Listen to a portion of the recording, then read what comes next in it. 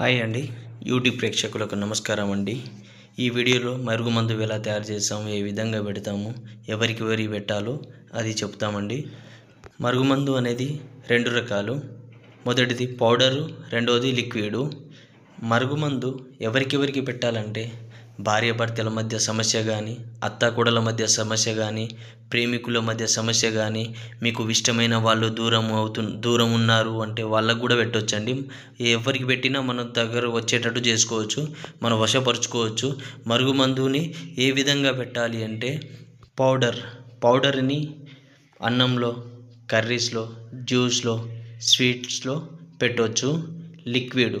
లిక్విడ్ని చెప్పులకు, బట్టలకు, తలకు, శరీర భాగాలకు పూయవచ్చు. మరుగుమందు పెట్టడం వల్ల ఎలాంటి సైడ్ ఎఫెక్ట్ అనేది ఉండదండి. మరుగుమందు వల్ల ఎవరికి ఏ విధంగా హాని అనేది జరగదు. మరుగుమందు పెట్టడం వల్ల మనకు ఏ వ్యక్తి అయినా మన వెంట కుక్కలాగా తిరగాల్సిందే. అందులో ఎటువంటి డౌట్ అనేది ఉండదు. మరుగుమందు ఎంతో పవర్ఫుల్. విలేజ్లో తయారు చేస్తాం కాబట్టి మీకు అందులో ఎటువంటి సందేహం ఉండదు.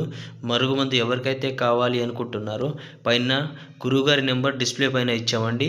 ఫోన్ చేసి మరుగుమందు తీసుకోగలరు.